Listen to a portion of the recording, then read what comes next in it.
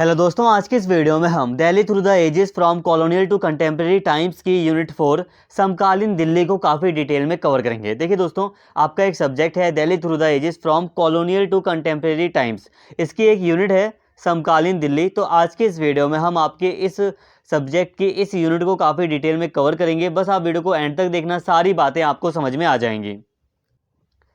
देखिए दोस्तों, जहाँ तक मैं जानता हूँ तो सेकंड सेमेस्टर में ये वाला सब्जेक्ट आपको मिला है Delhi through the ages from colonial to contemporary times का। ये वाला जो सब्जेक्ट है आपका वो सेकंड सेमेस्टर में है। बाकी किसी और सब्जेक्ट में भी ये अवेलेबल हो सकता है, क्योंकि ड्यू में कई बार एक सब्जेक्ट को कई एक या दो सब्जेक्ट सेमेस्टर्स में प्रोवाइड किया जाता है। तो कई बार जो 6 सेमेस्टर के जो प्रोग्राम के बच्चे तो उनके भी कमेंट आए कि सर मतलब हम क्या वीडियो देख सकते हैं। तो देखिए, तो अगर आपका सब्जेक्ट यही है तो ये वीडियो सभी के लिए है। और बस आप एक बार अपना सिलेबस भी देख लेना, तो कोई वहाँ पे हेडेक नहीं है। तो ये पॉसिबल है कि ये वाला जो सब्जेक्ट है वो एक से ज़्यादा सेमेस्टर में हो सकता है। तो चलिए वापस से अपने टॉपिक पर आते हैं। तो इस सब्जेक्ट की यूनिट 4 है समकालीन दिल्ली, इसे हम काफ़ी डिटेल में कवर करने जा रहे हैं। बस आप वीडियो को एंड तक देखिए, सारी चीज़ें आपको समझाई जाएंगी। समकालीन दिल्ली का दोस्तों मतलब आपको पता होना चाहिए, मतलब जो आज़ादी के बाद जो दिल्ली रही है, यहाँ पे हम उसके बारे में स्टडी कर रहे हैं कि आज़ादी के बाद दिल्ली किस तरह की रही है। समकालीन दिल्ली के बारे में यहाँ पे हम पढ़ रहे हैं। यहाँ पे सारी चीज़ें मैंने आप लोगों के लिए काफ़ी इजी कर दी हैं। बस यहाँ पे आप ध्यान से देखना सारी चीज़ें। मैं यहाँ पे नोट्स पढ़ूंगा, नोट्स यहाँ पे मेन है, ठीक है। नोट्स में ही सारी बातें लिखी हुई हैं और सारी बातें आपको ध्यान से सुननी है। देखिए, स्वतंत्र भारत में दिल्ली क्षेत्र का विकास। स्वतंत्रता के बाद दिल्ली का विकास और जनसंख्या वृद्धि ने नई चुनौतियां और अवसर उत्पन्न किए। आज़ादी के बाद दिल्ली ने शरणार्थियों की बड़ी संख्या को स्वीकार किया, जिसने शहर की जनसंख्या में वृद्धि की। यह वृद्धि सिर्फ शरणार्थियों के कारण नहीं थी, बल्कि द्वितीय विश्व युद्ध के दौरान और उसके बाद वाणिज्यिक और औद्योगिक विकास ने भी इसमें योगदान दिया। सारी बातें रीड करके मैं आपको सारी चीज़ें समझाऊंगा। रीड इसलिए करता हूँ ताकि कोई भी पॉइंट ना छूटे और सारी बातें आप सही से समझ सकें। दिल्ली की जनसंख्या ने 1960 और 1970 के दशकों में भी लगातार वृद्धि देखी। इस वृद्धि में राजस्थान, पंजाब, उत्तर प्रदेश और केरल में से आए प्रवासियों की भूमिका एक बड़ी, मतलब इनका भी एक बड़ा योगदान था। इस प्रकार दिल्ली का विकास स्वतंत्रता के बाद के दशकों में न केवल जनसंख्या वृद्धि के कारण हुआ, बल्कि वाणिज्यिक और औद्योगिक विकास और देश के विभिन्न हिस्सों में आने वाले प्रवासियों के कारण भी हुआ। अब यहाँ पे इस पॉइंट में हम यही समझ रहे हैं कि दिल्ली क्षेत्र का विकास किस तरह से हुआ। तो देखिए, यहाँ पे हम विकास को जनसंख्या के रूप में देख रहे हैं। तो देखिए, यहाँ पे दिल्ली क्षेत्र की अगर हम जनसंख्या वृद्धि की बात करें दोस्तों, तो देखिए जो जनसंख्या वृद्धि की जो दर थी, तो उस हिसाब से तो जनसंख्या वृद्धि यहाँ पर दिल्ली में हुई, मतलब उस हिसाब से जनसंख्या वृद्धि हुई दिल्ली में। लेकिन साथ में जो शरणार्थी आ रहे थे दिल्ली में, तो उनके द्वारा भी दिल्ली की जो जनसंख्या थी उसमें वृद्धि हुई। इसके अलावा दोस्तों, दिल्ली का जो औद्योगिक या वाणिज्यिक जो विकास था, इसने भी दिल्ली के विकास में योगदान दिया, यानी कि जनसंख्या वृद्धि में योगदान दिया। अब औद्योगिक विकास हुआ दिल्ली का, वाणिज्यिक विकास हुआ, जिसके कारण देश भर से कई सारे प्रवासी दिल्ली में आकर बसने लगे, ठीक है। जैसे कि राजस्थान, पंजाब, उत्तर प्रदेश, केरल, तो यहाँ से जो प्रवासी आए थे तो इन्होंने भी दिल्ली में जनसंख्या वृद्धि में अपना योगदान दिया। दोस्तों, अभी यहाँ पर हमने बात की कि दिल्ली में जो जनसंख्या वृद्धि हुई तो उसमें शरणार्थी का एक बड़ा योगदान था कि दिल्ली में कई सारे शरणार्थी आने लगे। लेकिन शरणार्थियों के साथ ही दोस्तों, दिल्ली का जो औद्योगिक या जो वाणिज्यिक विकास हो रहा था, तो इस कारण से भी देश भर से कई लोग प्रवासी के रूप में दिल्ली में आकर फिर बसने लगे। तो इस कारण से दिल्ली में जनसंख्या वृद्धि देखी गई। यहाँ पे अभी हमने इतनी बातें की। अब हम यहाँ पे बात कर रहे हैं शरणार्थियों की बाढ़ की। जैसे कि आप जानते हैं दोस्तों कि जब देश का बंटवारा हुआ तो शरणार्थियों की समस्या पैदा हुई। कई सारे जो लोग थे वो बेघर हो गए। शरणार्थियों के रूप में दिल्ली में उन्होंने आना शुरू किया। अब देश भर में भी कई जगहों पर सांप्रदायिक हिंसा भी हो रही थी, तो उस कारण से भी कई लोग बेघर थे, या कई लोग मतलब अपनी जगह अपना घर बार छोड़कर दिल्ली की ओर आ रहे थे। या सबसे बड़ी जो बात थी ये थी, वो थी कि पाकिस्तान से कई सारे लोग शरणार्थी के रूप में भारत में आ रहे थे, और वो भी दिल्ली में आ रहे थे। तो इस कारण से शरणार्थियों की समस्या देश के लिए पैदा हुई थी, ठीक है। अब इसमें भी शरणार्थियों की बाढ़ की बात कर रहे हैं दिल्ली में, यहाँ पे हम समझ रहे हैं। तो देखिए, शरणार्थी भी कई चरणों और लहरों में दिल्ली आए। वे पहले देश के अन्य हिस्सों में जैसे कि उत्तर प्रदेश और पूर्वी पंजाब में बसे, और फिर धीरे धीरे दिल्ली आ गए, शायद इस विचार से कि उनके लिए यही सही राजधानी ही उनके लिए सही जगह रहेगी। कहने का मतलब दोस्तों यहाँ पर यह है, जैसे कि यहाँ पर देखिए, एक 1979 में कनॉट प्लेस के एक पुस्तक विक्रेता द्वारा एक शरणार्थी के, देखिए एक पुस्तक विक्रेता थे तो उनके द्वारा एक शरणार्थी का इंटरव्यू लिया गया। अब उस इंटरव्यू में मतलब उस शरणार्थी ने क्या कहा, तो देखिए उसने कहा हम और कहाँ जाएं जा सकते थे। अमृतसर जो सरहद है वो सरहद पर सिसक रहा था, लुधियाना का विकास नहीं हुआ था और अंबाला में पानी की आपूर्ति नहीं थी। ठीक है, ये बात कही गई थी। इसके साथ ही दिल्ली एकमात्र स्पष्ट विकल्प था शरणार्थियों के लिए दोस्तों, क्योंकि यह राजधानी और वाणिज्यिक केंद्र दोनों था। अब यहाँ पे बात को समझिए। ऐसा था दोस्तों कि देखिए ये जैसे कि अभी ये जो इंटरव्यू में एक शरणार्थी ने जो बातें की उससे भी आपको यही समझ में आ रहा है कि दिल्ली ही एक सबसे अच्छा ऑप्शन शरणार्थियों को लग रहा था। कि क्यों लग रहा था, क्योंकि देखिए दोस्तों ये राजधानी थी, ठीक है, ये कैपिटल था पूरे देश का, तो राजधानी क्षेत्र था। इसका वाणिज्यिक ये एक दोस्तों वाणिज्यिक केंद्र भी था, एक व्यापारिक केंद्र भी था दिल्ली। ठीक है, तो ये भी एक कारण था कि शरणार्थी यहाँ आना चाह रहे थे। और एक बहुत बड़ा कारण ये था कि दिल्ली के अलावा जो दूसरी जगहें थी दोस्तों वो वहाँ पर इतना मतलब वहाँ पर रहना पूरी तरह मतलब सही नहीं लग रहा था शरणार्थियों को, कि वहाँ पर रहने के लिए जो सुविधा होनी चाहिए नॉर्मली तो वो पूरी तरह नहीं थी। जैसे कि यहाँ पे कहा गया कि अंबाला में पानी की आपूर्ति नहीं थी, मतलब किसी न किसी चीज़ की कहीं ना कहीं पर कमी लग रही थी, लेकिन दिल्ली एकमात्र थोड़ा सही विकल्प शरणार्थियों को लग रहा था, तो इसलिए दिल्ली की ओर शरणार्थी अधिक आए। यहाँ पे साथ में दोस्तों ये भी कहा गया है कि इसके अलावा कई लोगों के जो दोस्त थे या रिश्तेदार थे वो दिल्ली में रह रहे थे। ठीक है, तो इस कारण से भी दिल्ली उन्हें एक सुरक्षित और सहज शहर महसूस हो रहा था।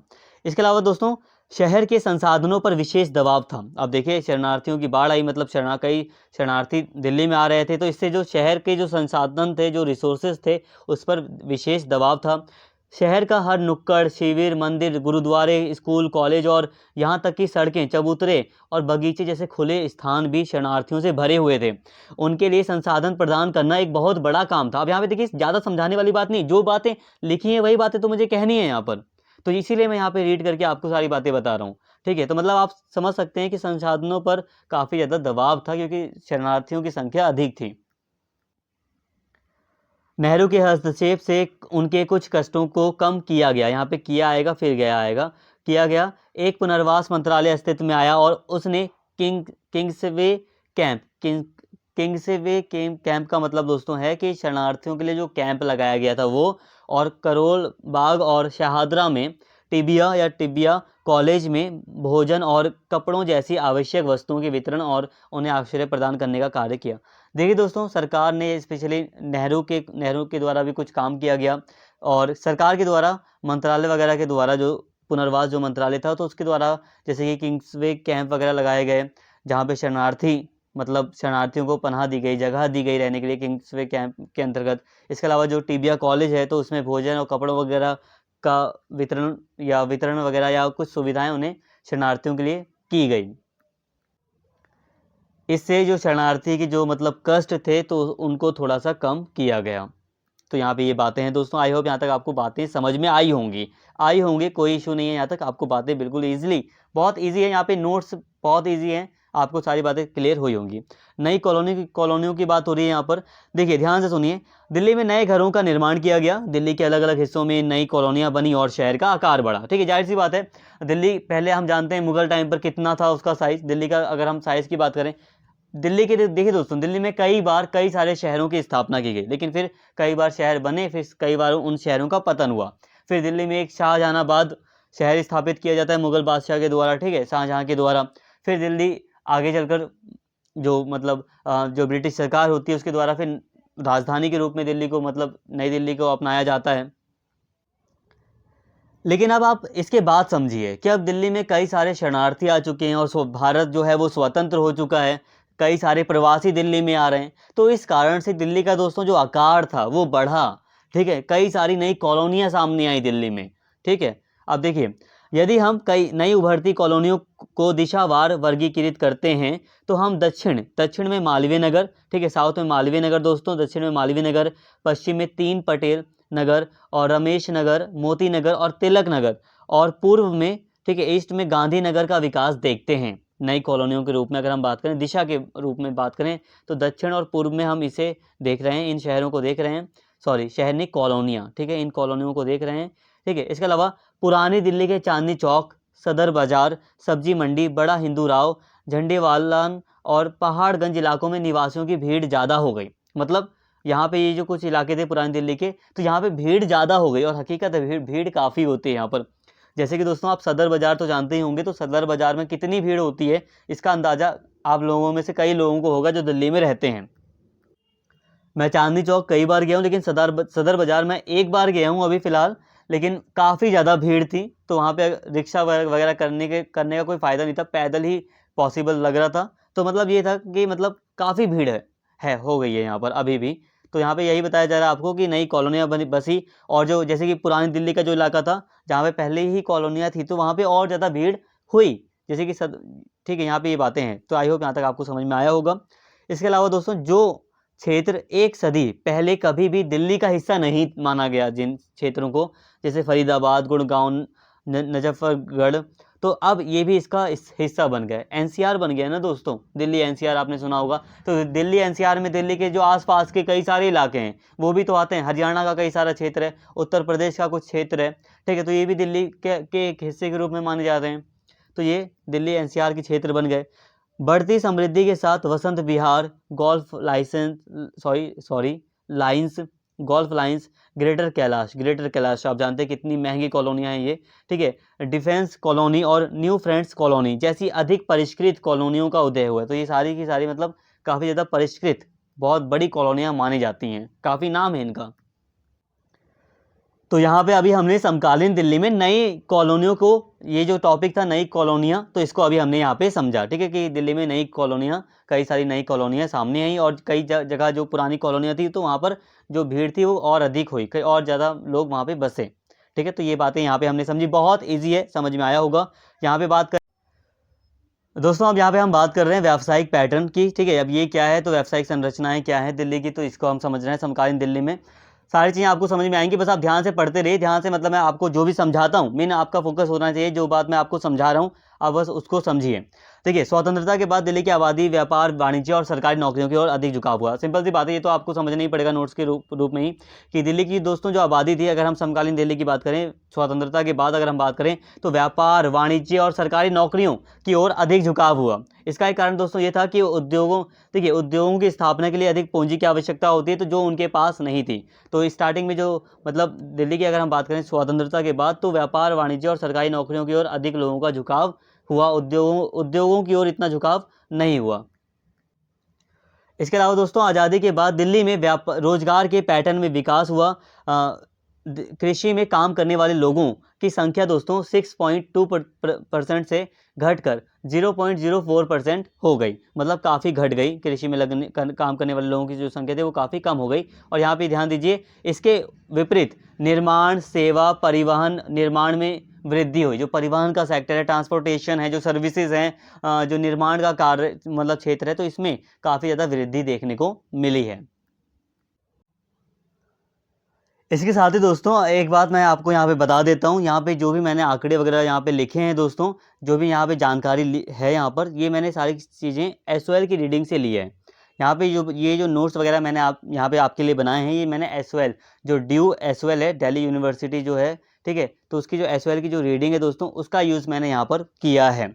ऐसा मैं इसलिए बता रहा हूँ ताकि अगर आप मतलब पूछें कि सर आपने ये जो रिकॉर्ड्स हैं, ये जो जानकारी है, ये कहाँ से ली, तो मैं आपको बस बता रहा हूँ कि मैंने एसओएल की रीडिंग से यूज़ किया है। चाहे आप ड्यू रेगुलर के स्टूडेंट हो, चाहे एसओएल के स्टूडेंट हो, ओपन के स्टूडेंट हो, कोई मैटर नहीं करता, ये आप सभी के लिए यूज़फुल है, ठीक है। पूरी तरह मतलब आप लोगों के सिलेबस पर ही बेस्ड है ये, ठीक है। तो यहाँ तक आपको बातें समझ में आई होंगी। अब यहाँ पे देखिए, इसके साथ ही अगर हम व्यावसायिक पैटर्न को देखते हैं, तो ये सारी चीज़ें थी। इसके अलावा दिल्ली के जो मूल निवासी थे, उनके द्वारा चलाए जा रहे व्यवसायों को धीरे धीरे शरणार्थियों ने अपने कब्जे में ले लिया। मतलब कई सारे शरणार्थी भी अब व्यवसायों में काफ़ी आगे निकले, ठीक है। उदाहरण के लिए चांदनी चौक के कटरा नवाब में पहले 90% दुकानें मूल निवासियों की थी, अब उनका हिस्सा केवल 10% रह गया है। बाकी अब शरणार्थियों के कब्जे में है। तो ठीक है, जो शरणार्थी थे तो वो भी व्यवसाय पर उन्होंने भी अपना कब्जा जमाया।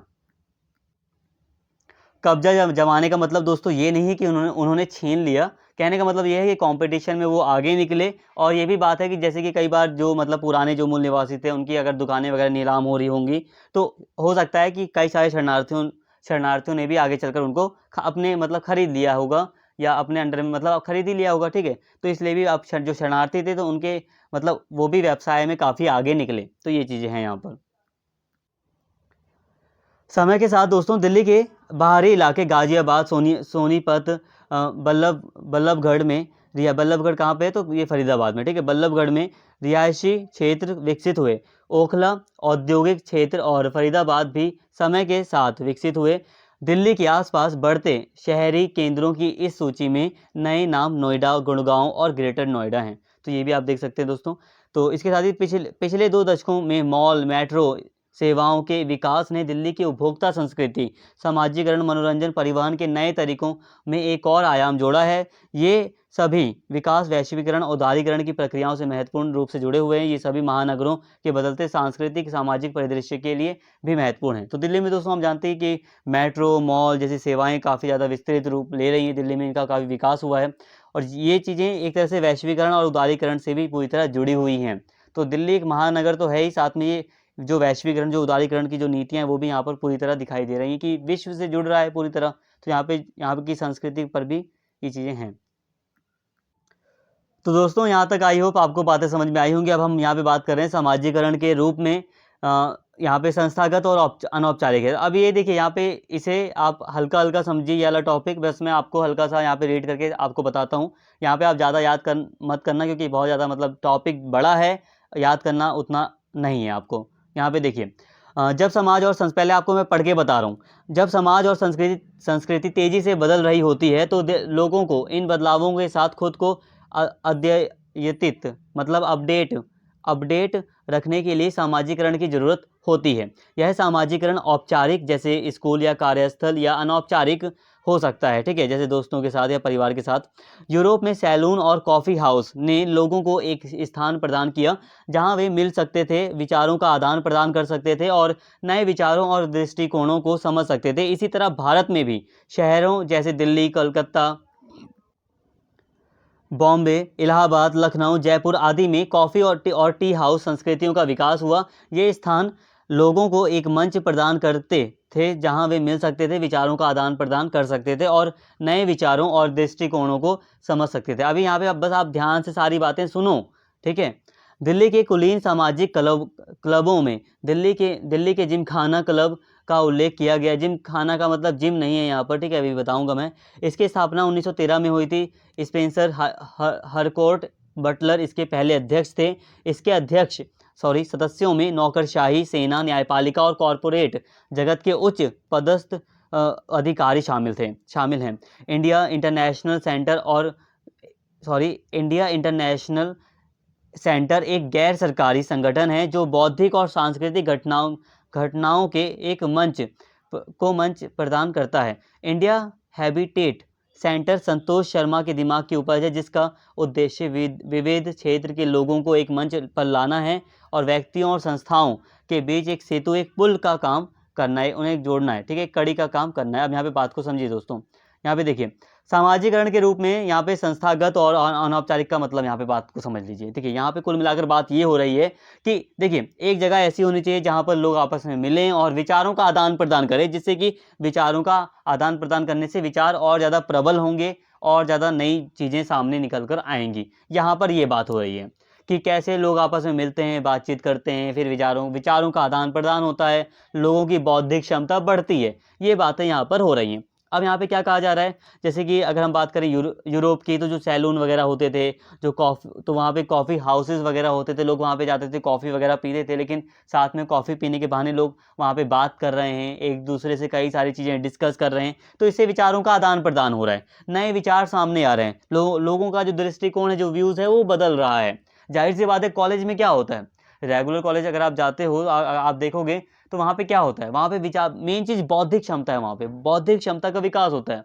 आप जाते हो, कई लोगों से मिलते हो, प्रोफेसर्स आपको इंटरनेशनली कई सारी चीज़ें बताते हैं, ठीक है, कि वैश्विक स्तर पर क्या हो रहा है, या एक टॉपिक को वैश्विक स्तर पर भी मतलब अच्छे से आपके साथ डिस्कस किया जाता है, बताया जाता है। तो इससे क्या होता है, बौद्धिक क्षमता का विकास होता है, ठीक है। तो यहाँ पे यही बात हो रही है, यहाँ पे मेन बात यही हो रही है दोस्तों। इसके अलावा दोस्तों आज के टाइम पर आप अगर सोशल मीडिया वगैरह का भी अगर आप यूज़ कर रहे हैं, उसमें अगर आप न्यूज़ वगैरह देख रहे हैं, ठीक है, कई सारी डिबेट्स वगैरह को भी देख रहे हैं, तो इससे भी आपकी जो बौद्धिक क्षमता है उसका विकास हो रहा है। ठीक है, इससे विचार आदान प्रदान होते हैं, आप कई सारे लोगों के विचारों को सुनते हैं, फिर अपना एक विचार बनाते हैं, तो यही सारी चीज़ें होती हैं। तो ये इसे हम कहते हैं नॉर्मली एक मतलब समाज का और संस्कृति जो है वो तेज़ी से बदल रही होती है। इसमें कई तरह के अपडेट समाजीकरण होता है, मतलब लोग अपडेट होते हैं कई सारी चीज़ों से। तो यहाँ पर ये बातें हो रही हैं। अब यहाँ पे बात को समझिए। कहा जा रहा है यहाँ पे कि जो यूरोप था तो वहाँ पे सैलून, कॉफ़ी हाउसेज़ वगैरह थे। तो इन्होंने लोगों की बौद्धिक क्षमता या जो सामाजिकरण था इसका विकास किया। लोगों की बौद्धिक क्षमता का विकास किया। ठीक है? लोगों में भी जो विचार थे उनका आदान-प्रदान इन्होंने यूरोप में किया। तो ऐसा भारत में भी हुआ। भारत के जो अलग-अलग शहर थे तो वहाँ पर भी कई सारे टी हाउसेज़ या जो कॉफ़ी हाउसेज़ थे वो सामने आए। ठीक है, टी हाउसेस, कॉफ़ी हाउस ये का मतलब टी हाउस या कॉफ़ी हाउस जो है इसके ये जो संस्कृति है इसका मतलब दोस्तों ये है, इसे थोड़ा यूरोप से थोड़ा जोड़ा जा रहा है कि यूरोप में क्या होता था कि कॉफ़ी हाउसेस वगैरह थे तो वहाँ पे विचारों का आदान प्रदान होता था। ठीक है, चार बड़े बड़े मतलब बुद्धिमान लोग बैठे हैं, आपस में डिस्कस कर रहे हैं, डिबेट कर रहे हैं। जैसे कि आज जो नॉर्मल चाय की दुकान होती है ना, आज आप देख लीजिए गली के बाहर कोई चाय की दुकान है तो वहाँ भी क्या होता है, वहाँ पे डिबेट होती है ना, बहस होती है 4-5 लोगों में आपस में। ये बात बात करते हैं लोग, सरकार क्या काम कर रही है, सरकार क्या काम नहीं कर रही है, आपस में बात करते हैं। तो ये चीज़ें यहाँ पे कहा जा रहा है। ठीक है? तो भारत में भी इसका विकास हुआ। कॉफ़ी हाउस और टी हाउस जो संस्कृति थी इसका भी भारत के कई सारे शहरों में विकास देखा गया। हालाँकि ये पूरी नकल नहीं थी। यूरोप की नकल आप इसे नहीं कह सकते क्योंकि भारतीय संस्कृति की कई सारी चीज़ें इसमें शामिल थी। ठीक है? इसे यूरोप की पूरी नकल कहना गलत होगा।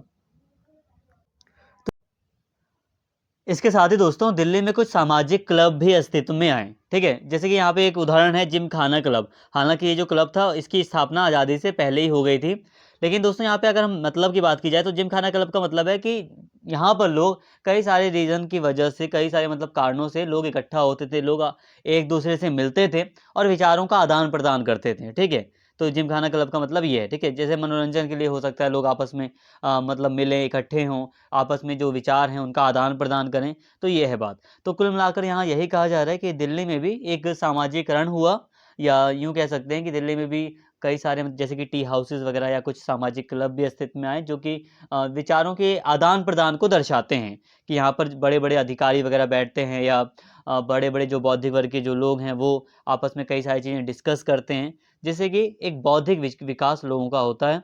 तो ये चीज़ें भी देखी गई। तो यहाँ पे ये सामान्य बातें, यहाँ पे ज़्यादा याद मत कीजिए, हल्का-सा समझ लो, यही आपके लिए काफ़ी होगा। दोस्तों अब हम बात करेंगे समकालीन समय में राजनीतिक उथल-पुथल की। अब हम यहाँ पे बात करेंगे। देखिए इस कई घटनाएँ हैं, समकालीन समय की कई सारी घटनाएँ रही हैं, तो अब हम इसको समझेंगे। जैसे कि दिल्ली में एक गौ रक्षा आंदोलन, तो अब इसे हम समझेंगे क्या है ये। देखिए 1965 में गौ रक्षा आंदोलन को नई गति मिली जब देश के कई प्रमुख संगठनों ने इसे समर्थन दिया।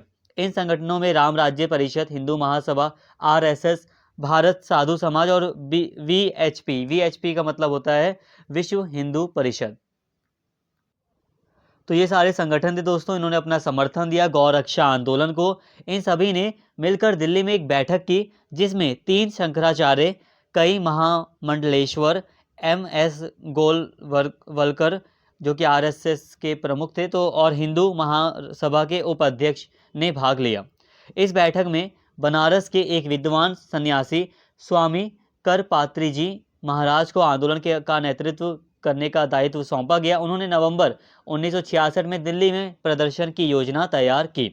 7 नवंबर 1966 को एक बहुत बड़ी संख्या में लोग संसदीय परिषद के बाहर एकत्रित हुए और आधिकारिक आंकड़ों के अनुसार इस बड़े पैमाने पर धार्मिक राजनीतिक विरोध के खंडन में दुखद फायरिंग हुई, जिसके परिणाम स्वरूप 8 साधुओं की मौत हो गई और इसके बाद 500 नेताओं की गिरफ्तारी हुई। इसके बाद दिल्ली में कर्फ्यू लगा दिया गया। इसके बाद दोस्तों आंदोलन के कई स्वयंसेवकों ने गिरफ्तारी देकर प्रतिक्रिया व्यक्त की और स्वामी निरंजन देव तीर्थ और प्रभुदत्त ब्रह्मचारी ने भूख हड़ताल शुरू की। 3 जनवरी 1967 तक करपात्री जी महाराज सहित 1000 प्रदर्शनकारियों को गिरफ्तार कर लिया गया था।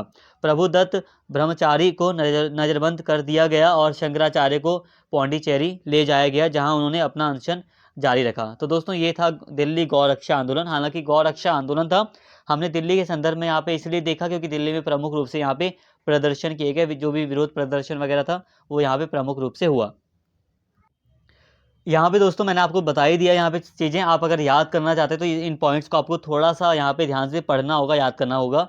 ठीक ठीक है। यहाँ पे देखिए एक एक मतलब जो अलग अलग संगठन थे, इन्होंने अपना समर्थन दिया गौ रक्षा आंदोलन को, और गौ रक्षा आंदोलन का जो नेतृत्व करना था वो स्वामी करपात्री जी महाराज को इस आंदोलन का नेतृत्व का दायित्व सौंपा गया था। ठीक है।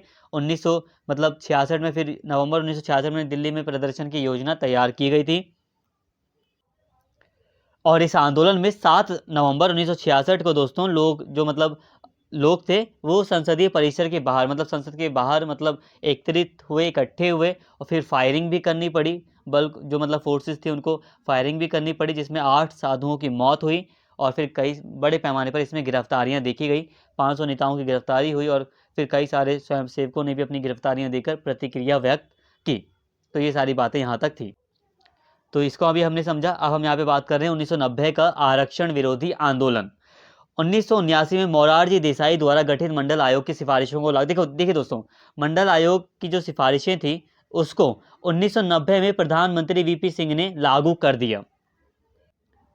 देखिए दोस्तों, एक आयोग का गठन किया गया था 1979 में ही, मोरारजी देसाई की सरकार में ही एक आयोग का गठन किया गया था, मंडल आयोग का। ठीक है। अब दोस्तों इस मंडल आयोग ने कई सारी सिफारिशें की थी, आरक्षण वगैरह से संबंधित कई सिफारिशें की थी। अब इसकी सिफारिशों को 1990 में प्रधानमंत्री वीपी सिंह की सरकार जब थी, तो उस समय इस मंडल आयोग की सिफारिशों को लागू किया गया। अब इस निर्णय के खिलाफ आप डायरेक्ट कह सकते हैं कि जो ओबीसी जो आरक्षण था उसको लागू किया गया। ठीक है। अब इसके खिलाफ, इस निर्णय के खिलाफ दोस्तों देश भर में विरोध प्रदर्शन हुए, जिसमें दिल्ली एक महत्वपूर्ण केंद्र था। ठीक है। दिल्ली के विरोध के मुख्य रूप में छात्र धरने देते थे, परिवहन को बाधित करते थे, व्यवसायों और सरकारी सेवाओं को प्रभावित करते थे, और स्कूलों और कॉलेजों को बंद करते थे।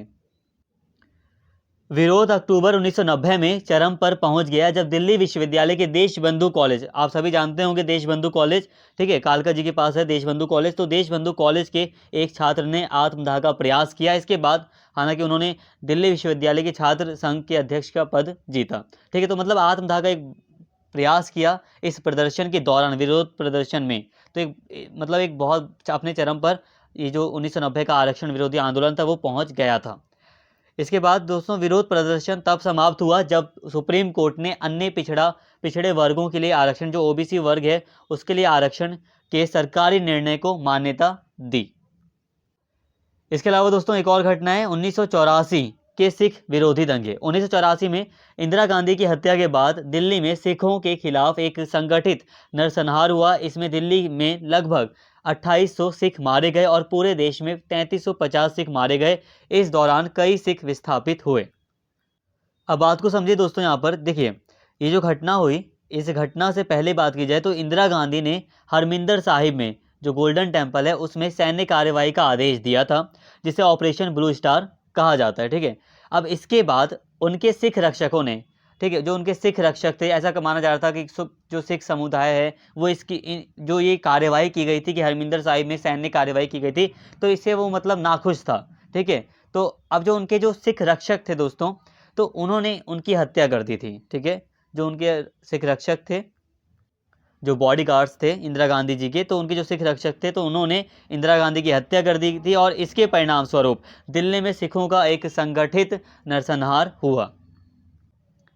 मतलब कह सकते हैं आप हिंसा हुई। ठीक है। एक बड़े पैमाने पर सिखों के विरोध में एक हिंसा हुई। दिल्ली में के कुछ इलाके हैं जैसे कि मंगोलपुरी, सुल्तानपुरी, त्रिलोकपुरी, ट्रांस यमुना क्षेत्र, तो ये बहुत ज़्यादा प्रभावित क्षेत्र थे जहाँ पर ये मतलब हिंसा हुई थी। ठीक है। दंगाइयों ने हत्या और बलात्कार किया। मतदाता रिकॉर्ड के माध्यम से सिख घरों को एक बड़े एक्स निशान से चिन्हित किया, और बड़ी भीड़ सिख बस्तियों में प्रवेश कर गई।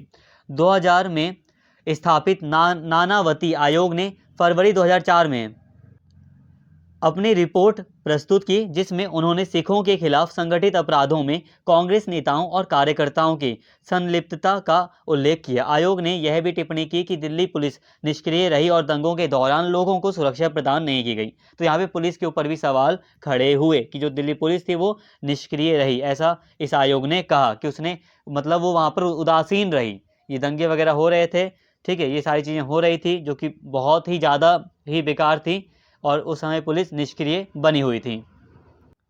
तो ऐसा आयोग ने कहा। और एक बार यहाँ पे मैं फिर स्पष्ट कर दूँ, यहाँ पे जो भी मैं चीज़ें पढ़ा रहा हूँ ये मैंने DOSOL की रीडिंग से यहाँ पे मटेरियल लिया है। तो दोस्तों यहाँ पे ये राजनीतिक उथल पुथल को हमने देखा दिल्ली में, मतलब प्रमुख ये घटनाएं हुई थी समकालीन दिल्ली में, तो इनको हमने यहाँ पर समझा।